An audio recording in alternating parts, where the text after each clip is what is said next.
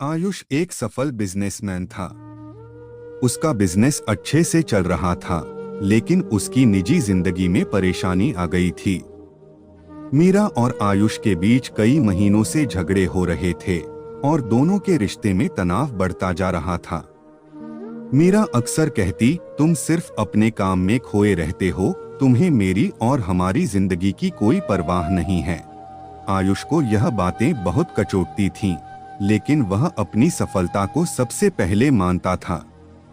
एक दिन मीरा ने आयुष से कहा, अगर तुम मुझे और हमारे रिश्ते को नहीं समझोगे तो मैं इस रिश्ते से बाहर निकल जाऊंगी। यह बात आयुष के लिए एक बड़ा झटका थी। आयुष का दिन सामान्य था, लेकिन एक शाम उसकी जिंदगी पूरी तरह से बदल गई। मीरा ने उसे कहा कि वह अपने दोस्तों के साथ एक ट्रिप पर जा रही है और आयुष को अकेले ही काम निपटाने को कहा। अगले दिन मीरा की एक सड़क दुर्घटना में मौत हो गई। यह खबर आयुष के लिए किसी बुरे सपने से कम नहीं थी।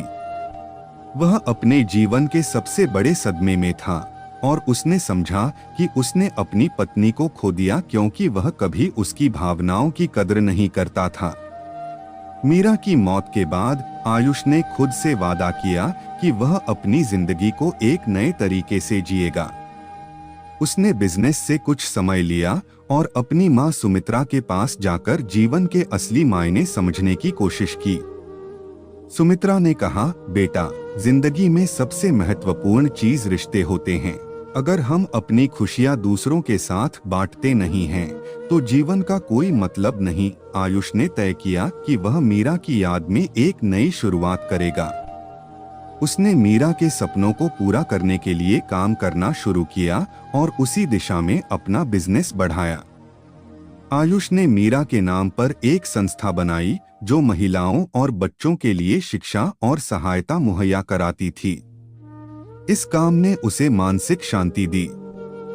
धीरे धीरे आयुष ने समझा कि सच में खुश रहने का रास्ता सिर्फ दूसरों की मदद और रिश्तों को समझने से ही है। आयुष ने जब अपनी जिंदगी को सही दिशा में लिया, तो उसे महसूस हुआ कि सच्ची सफलता सिर्फ पैसे और बिजनेस में नहीं, बल्कि आत्मिक शांति और प्यार में है। अब वह मीरा की याद में हर साल एक बड़ा आयोजन करता था, जिससे उसकी यादें हमेशा ताजा रहती थीं। जिंदगी का असली मतलब रिश्तों में है और सच्ची सफलता दूसरों के लिए जीने में है।